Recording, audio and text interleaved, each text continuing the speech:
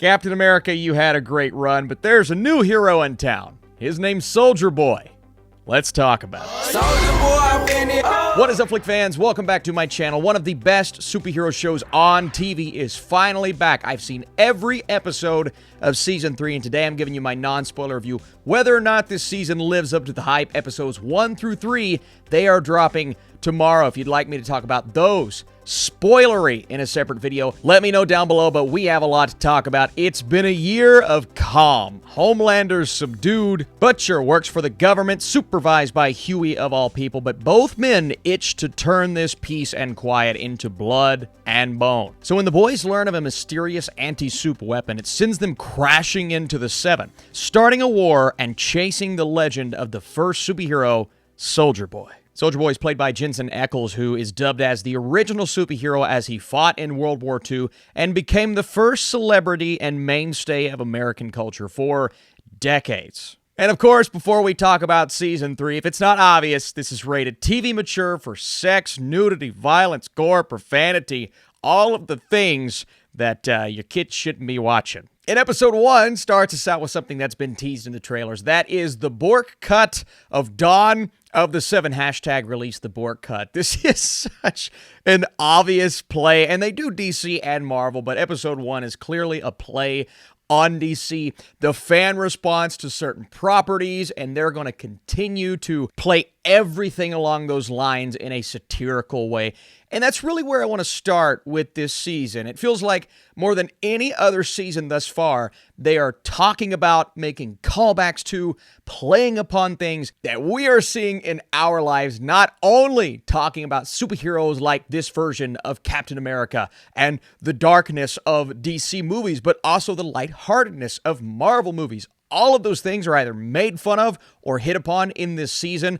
But we look at the world that we're actually living in, the divisiveness that is consistently and constantly going on that we are seeing, splitting people into two groups, the far right and the far left, and both sides are hit upon in this season. I love a show that can make fun of everything. It doesn't care what side you're on. It doesn't just lean one way or the other. And I would say it hits one side a bit harder than the other, but it still plays both sides, and you're getting jokes and quips and really just, living in a world where a lot of things are fabricated like that. We get to see the ins and outs of how Vought operates and managing or mismanaging the heroes that are a part of the Seven, making sure everything looks good and everyone is appeased, even though they could care less if what they're doing is actually just and right. And that's talking about Vought as a corporation, but then the heroes under that banner, like a Homelander, he wants his image to be great, and he'll do whatever it takes, but sometimes he becomes a bit unhinged. And when he gets unhinged in this season, it's the craziest and most uncontained version of Homelander we've seen. In the last season, we saw moments where Homelander would imagine himself doing things, but it's like, oh, I can't do that. It's going to ruin my image. In this season, I won't say what or how, but they're not visions. He finally breaks loose from those constraints and does some things here that you're going to sit back and say, how in the world are people going to accept what he just did? And whether they do or not, Homelander is finally, I guess, kind of unleashed in this season. And it's really cool to see because he's been going down that path for quite some time, and he's slowly, losing it, and his mental stability, it's not really there any longer in Season 3 because he feels like he's going through so much, and he just wants to be respected and loved and talked about, and his image is the most important thing until it isn't, but it still is. Also, how are we going to talk about Homelander without Anthony Starr giving literally his best performance yet? Like, this is the best we've seen Starr. Maybe it's because he has the opportunity to do a bit more in terms of craziness in this season, but it was just phenomenal to watch.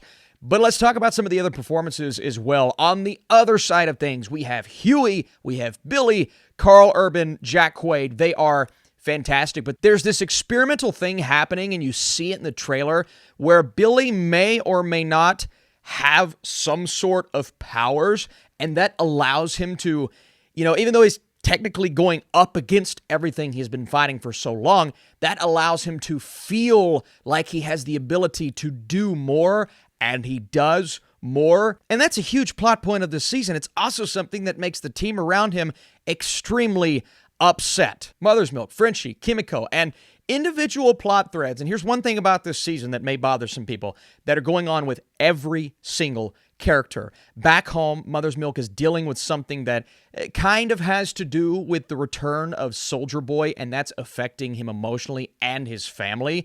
There's kind of this B-plot with Frenchie. He gets into something that it's hard to get himself out of, and then she is struggling and dealing with, and there's a conversation in the first 3 episodes where she says, I feel like because I have powers, they are leading me to act a certain way. So her character is struggling with the fact that she has had enough of her abilities, even though those abilities give her the chance to heal from devastating injuries, and that carries forward. Now, that storyline with those two, I thought hers was interesting enough. Frenchie's subplot may have added one too many things going on in this season because we're always cutting back and forth. And especially when we get to like episodes 5 and 6, we're balancing and juggling so many elements because not only do we have the good side of things, but then we go back to the bad side of things, and all of the individual members of the Seven. Annie, Starlight, her relationship with Hughie is going really strong at the beginning. But because, even though they want the same goal, their mentalities on getting that goal, they're so drastically different, there is a little bit of tension between the two. And then, of course, you have all of the constant and consistent threats from Homelander, and that's leading her to maybe go down a different path than what I expected in this season. Black Noir is here. We don't really dive into his character as much until the final few episodes, but there is a connection with Soldier Boy. The Deep is back. Not only is he back as a prominent part of the show, but he's trying to escape this cult life. And of course, by doing that, he's going to write a book. He's going to do all of these things that makes him look good. He also, there's like this subservient nature that he has towards Homelander. On the other side of it, you have A-Train, who is constantly being belittled by Homelander, but there is still that mentality of, okay, I need to do whatever I can do to make Homelander happy. It's like everyone is bowing down to Homelander. But I thought there was an interesting B-plot with A-Train this time around, something that has to do with his brother. And, you know, there's another hero going around and doing some really devastating things in black neighborhoods, and that becomes an interesting plot point. Something that at first I'm like, what are they going to do with this? I'm really curious, but it actually fit really well into the show. And A-Train, you know, it's hard to say he's a redeemable character after what he's done, but I felt more for A-Train this season than I really have before, and that's a sign of good character development. The only one that I felt got the real short end of the stick this time around was Queen Maeve. There's something going on with her and, you know, recovering from prior events, but because of that, there's not much we get with her until the main end of the series, talking the final 2 episodes.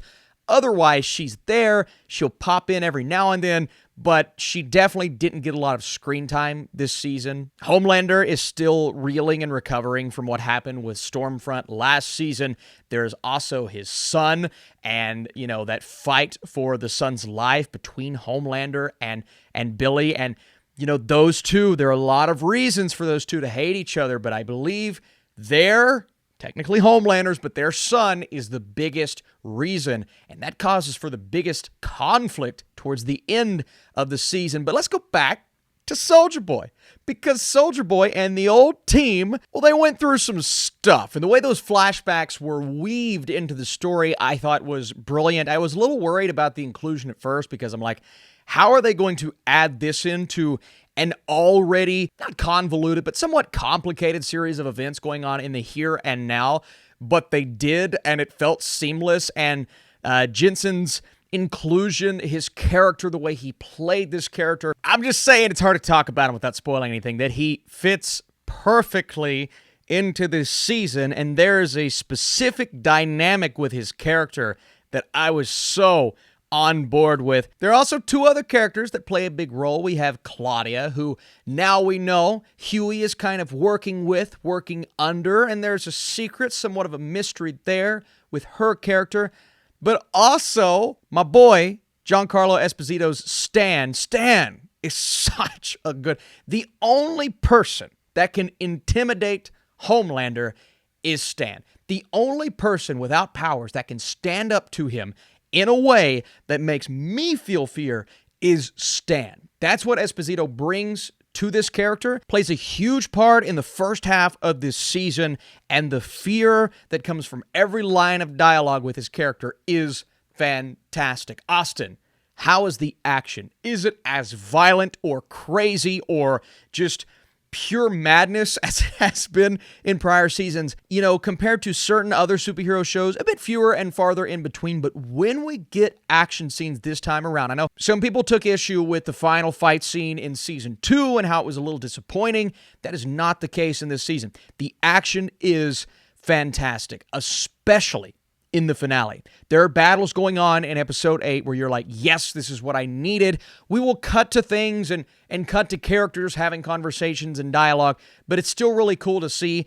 And again, you're getting so much violence from Homelander. It's almost like that thrill. I mean, it's dark, but it's that thrill you get from Omni-Man doing what he did in Invincible. You kind of get that here with Homelander, and it really all comes down to what the response is like from everyone who witnesses what Homelander does. And that's what I believe makes The Boys so special. It's, you know, the reaction from what they perceive as everyday people seeing and understanding that they're being constantly lied to. Who do we believe? What side are we on? Are we on Homelander's side? Are we on the other side's side? There's also a lot of sex. Well, you know, there's been a lot of sex, but there's one, it's called Herogasm. I'm not going to say what it is, but you could, I mean, it's called Herogasm. You could, there's a lot of sex. And also, the Deep really loves creatures in the water. He really... Is that a spoiler? No. Here are my nitpicks again. I believe there are so many storylines happening in this season that it may get too complicated for some. It's not that any of them are hard to understand, but even in episode 1, they jump right into things, and I'm like, oh, they did this really quick. There's never really a moment in this season, other than maybe between Homelander, Butcher, those two storylines, they do slow down and give us moments, and we do get to dive into or deeper into Butcher's past, which I thought was really wonderful this season.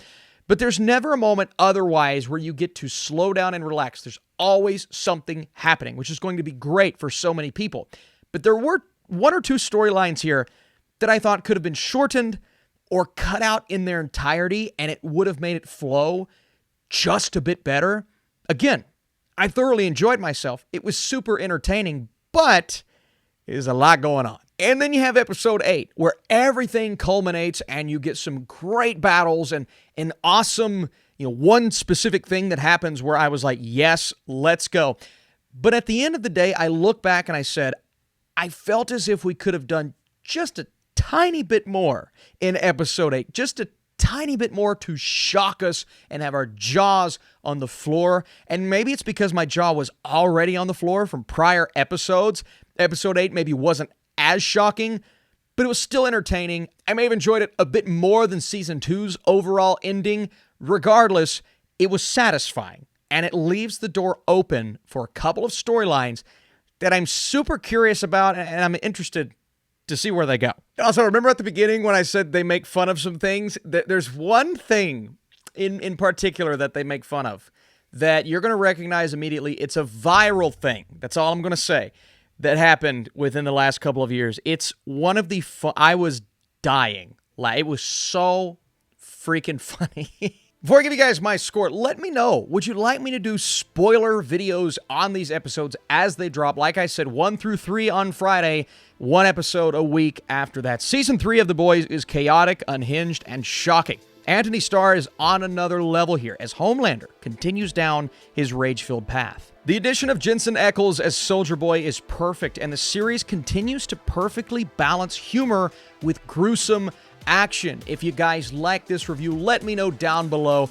I thought this season was overall a great time. I enjoyed So many moments. There are memorable battles, scenes, one-liners, monologues, and just, it feels like a graphic novel, a comic book come to life, unhinged in the best and craziest way. My score is a 92%. What a cool show. What a freaking cool show. The Boys is just spectacular, man. I'm loving it. So let me know what you think of the seasons thus far, and if you'd like to see more episodes. I'll see you soon.